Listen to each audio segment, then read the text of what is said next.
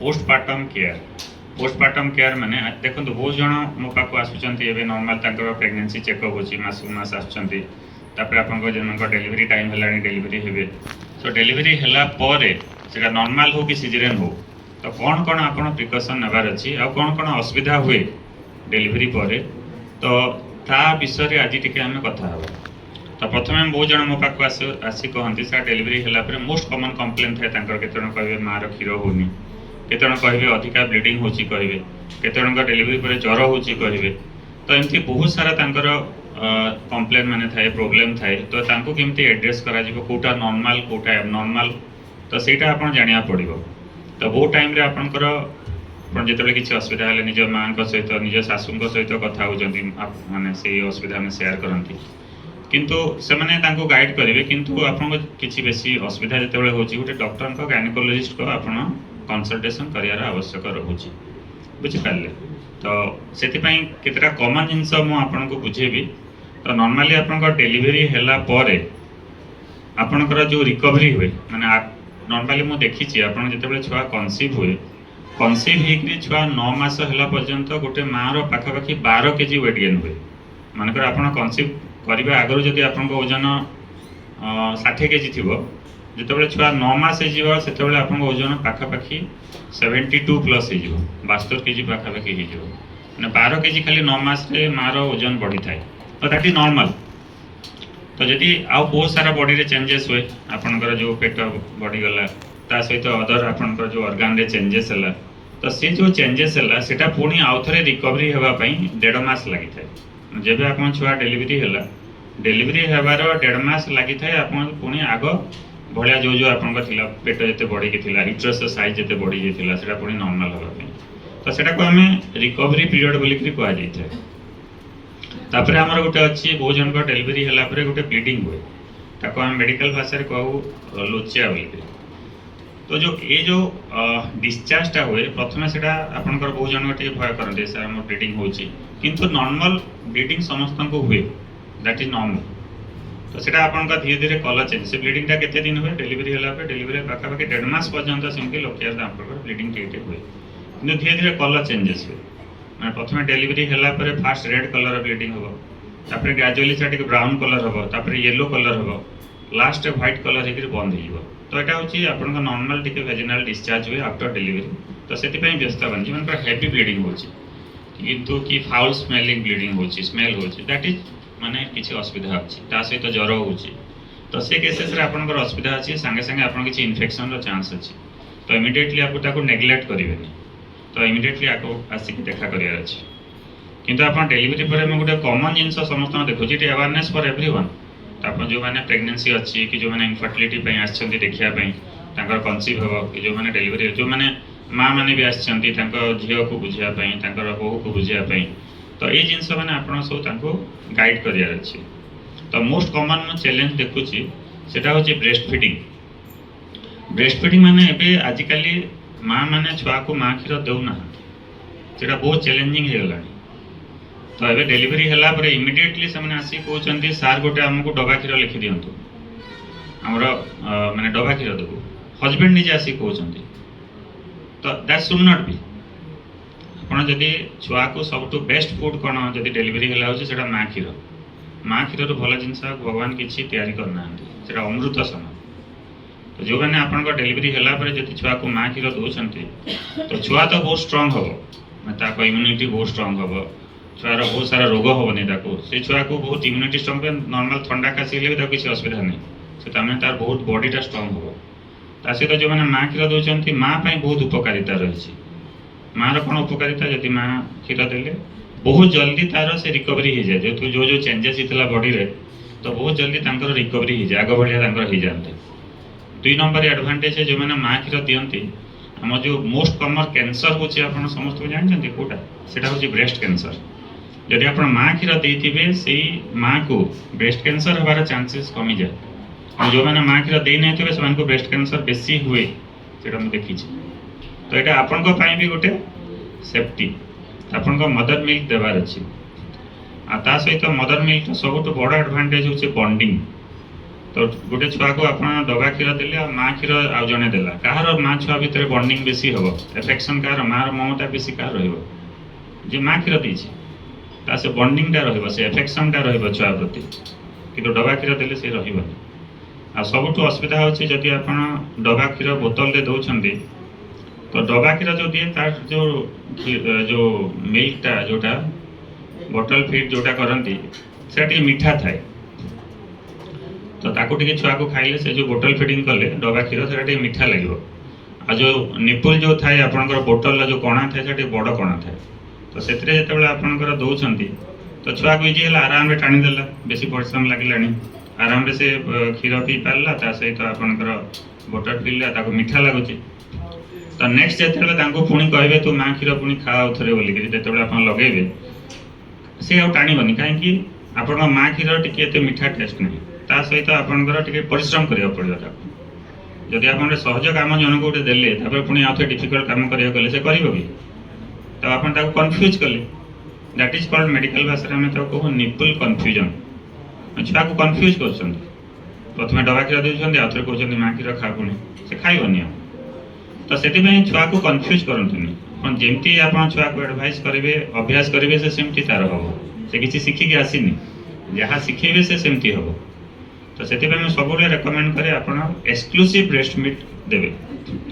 बहुत जन मत कंप्लेन करती माँ क्षीर कम हो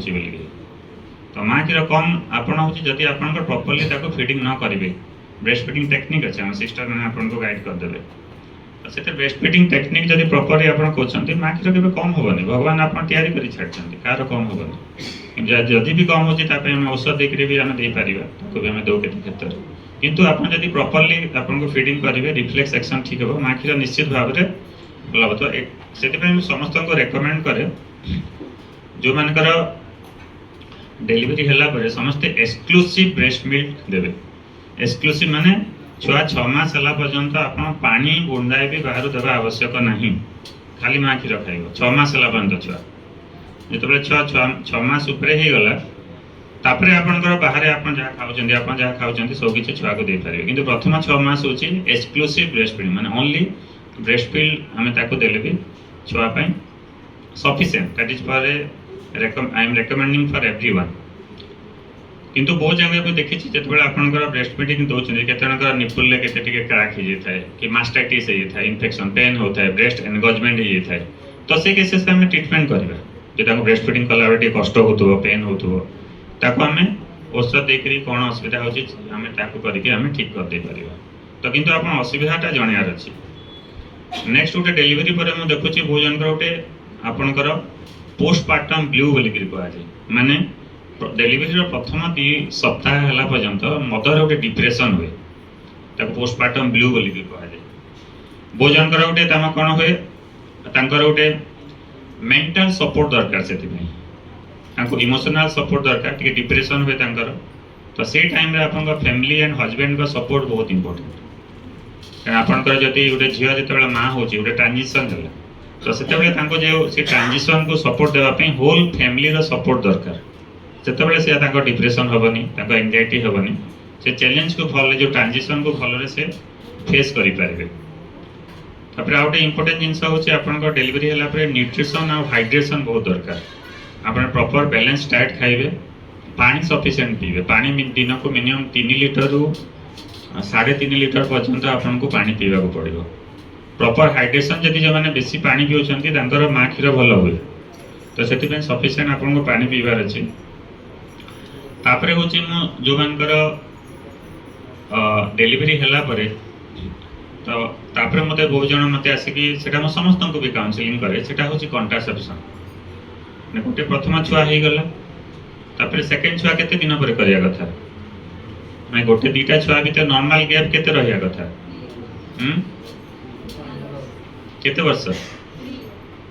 तो मिनिमम 3 इयर्स इज गुड 3 वर्ष मिनिमम आपण गैप करिया कथा एबे नहीं गोटे छुआ है नेक्स्ट ईयर आउटे छुआ हो सेटा आपण छुआ पई भी असुविधा मां पई भी असुविधा तो 2टा छुआ भीतर मिनिमम आपण 3 वर्ष गैप रहिबाटा बहुत जरूरी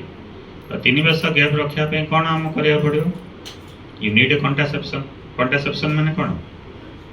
गर्भ निरोधक କିଛି ଗୋଟେ ଗର୍ଭ ନିରୋଧକ ପଦ୍ଧତି ଆପଣଙ୍କୁ କରିବାକୁ ପଡ଼ିବ।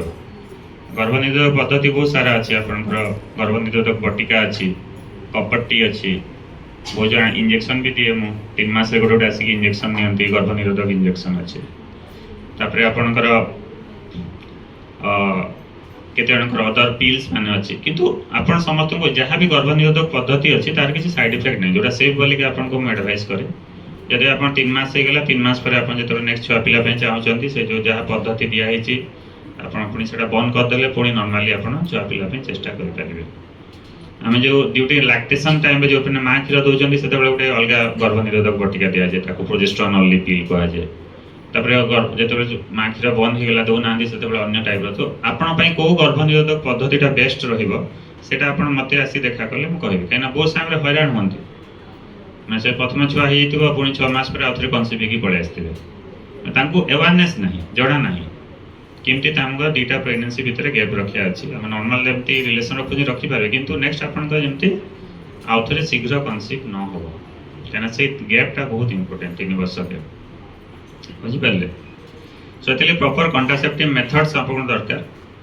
ଆଉ ଗୋଟେ ଭଗବାନ ଗୋଟେ ବଢ଼ିଆ ଜିନିଷ କରିଛନ୍ତି, ଯେଉଁମାନେ ଏକ୍ସକ୍ଲୁସିଭ୍ ବ୍ରେଷ୍ଟ ଫିଡ଼ିଂ କରନ୍ତି, ଯେଉଁମାନେ ଖାଲି ମା କ୍ଷୀର ଦିଅନ୍ତି, ତାଙ୍କର ମେନ୍ ଶୀଘ୍ର ଆସେନି, ତାକୁ ଆମେ କହୁ ଲାକ୍ଟେସନାଲ୍ ଏମେନେରିଆ ବୋଲିକିରି। ମାନେ ସେଇଟା ଗୋଟେ କଣ୍ଟ୍ରାସେପ୍ଟିଭ୍ ହିସାବରେ ବି ବେନିଫିଟ୍ ଦିଏ। ସେଇଟା ଗୋଟେ ଗର୍ଭ, ଯେଉଁମାନେ ଏକ୍ସକ୍ଲୁସିଭ୍ ବ୍ରେଷ୍ଟ ଫିଡ଼ିଂ କରନ୍ତି, ଯେଉଁମାନେ ଦେଖିବେ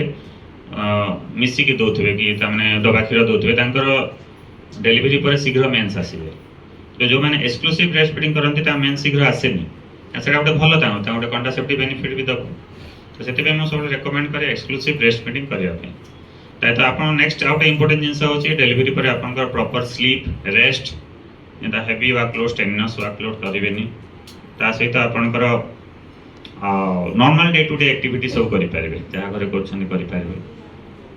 ଆଉ ସବୁବେଳେ ମୁଁ ରେକମେଣ୍ଡ କରେ ଡେଲିଭରି ପରେ, ଆପଣ ଯେତେବେଳେ ଛୁଆଟେ ଡେଲିଭରି କଲା ପରେ ଆପଣ ଯେଉଁ ପେଲଭିକ୍ ମସଲ୍ଟା ଟିକେ ୱିକ୍ ହେଇଯାଏ, ମାନେ ଯେଉଁ ଆପଣଙ୍କର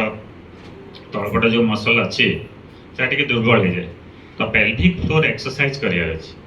ପେଲଭିକ୍ ଫ୍ଲୋର ଏକ୍ସରସାଇଜ୍ ମାନେ କ'ଣ ସବୁ ଅଛି, ଆପଣଙ୍କ କିଗେଲ୍ ଏକ୍ସରସାଇଜ୍ ବୋଲି ଅଛି, ଆମେ ଗୋଟେ କିଗେଲ୍ ଚେୟାର ବୋଲିକି କରିଛି। ତ ଏଠୁ ଆମେ କରୁ ପୋଷ୍ଟପାର୍ଟମ୍ ରିହାବିଲିଟେସନ୍ କରେ। ମାନେ ଡେଲିଭରି ହେଲା ପରେ ଆପଣ ବଡ଼ିରେ ଯେଉଁ ଯେଉଁ ଚେଞ୍ଜେସ୍ ହେଇଛି, ଆପଣଙ୍କର ମାନେ ପେଲଭିକ୍ ମସଲ୍ ୱିକ୍ ହେଇଯାଇଛି, ଆବ୍ଡୋମେନ୍ ପେଟ ବଡ଼ ହେଇଯାଇଛି, ପେଟରେ ଷ୍ଟ୍ରାଏ ମାର୍କ ହେଇଯାଇଛି, ଚିହ୍ନ ଆସିଯାଇଛି, କେତେ ଜଣଙ୍କର ଆଉ ଯାହା ବି ସିମ୍ପଟମ୍ ଚେଞ୍ଜେସ୍ ଅଛି ତାକୁ ପୁଣି କେମିତି ଆପଣଙ୍କ ଆଗ ଭଳିଆ କରିବା, ଆଗରୁ ଯେମିତି ଥିଲେ। ତ ସେଇଟା କରିବା ପାଇଁ ମୁଁ ଏଠି କହେ ସେଟାକୁ ଆମେ କସ୍ମେଟିକ୍ ଗାଇନୋକୋଲୋଜି ବୋଲି କହୁ। ମାନେ ଆପଣ ଯେତେ ଯାହା ଥିଲେ ସୋ ଏଭ୍ରିଥିଙ୍ଗ ଯେମିତି ଆମେ ଆଗ ଭଳିଆ ସବୁ କରିପାରିବା, ତ ସେଇଟାକୁ ଆମେ କହୁ କସ୍ମେଟିକ୍ ଗାଇନୋକୋଲୋଜି। ତ ସେ ବିଭାଗଟା ଫାର୍ଷ୍ଟ ଟାଇମ୍ ଏଠି ଓଡ଼ିଶାରେ ମୁଁ ଏଠି କରିଛି। ତ ସବୁକିଛି ଆମେ କରେ, ଲେଜର ଟ୍ରିଟମେଣ୍ଟ କରୁ ତାକୁ, ତ ଯାହା ଆପଣଙ୍କର ଚେଞ୍ଜେସ୍ ହେଇଛି ବଡ଼ିରେ ତାକୁ ବି ଆମେ ଆଗ ଭଳିଆ କରୁ। ତ ଦ୍ୟାଟ୍ ଇଜ୍ କଲ୍ଡ ପୋଷ୍ଟପାର୍ଟମ୍ ରିହାବିଲିଟେସନ୍, ସେଟା ଆମେ ସବୁ ଏଠି କରାଯାଏ। ସୋ ନେକ୍ସଟ ଡେଲିଭରି ହେଲା ପରେ କେତେ ମାସ ପରେ ମୋତେ ଆସି ପୁଣି ଦେଖା କରିବାକୁ ପଡ଼ିବ, ଆପଣ 6 ୱିକ୍ସ ପରେ, 1.5 ମାସ ପରେ। ମାନେ ଡେଲିଭରି ହେଲା ପରେ ମୁଁ କହିଥିଲି ଡେଲିଭରି ହେବାର 6 ମାସ ପରେ ସବୁ ରିକଭରି ହେଇଥାଏ।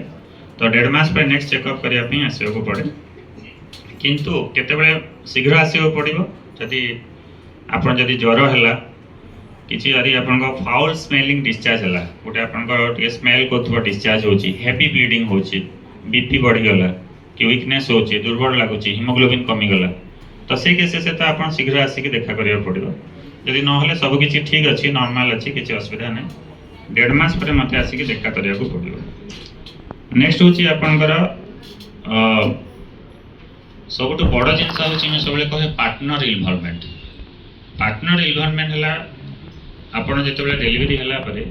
ଦ ହଜବେଣ୍ଡର ରେସ୍ପନ୍ସିବିଲିଟି ବହୁତ ବେଶୀ।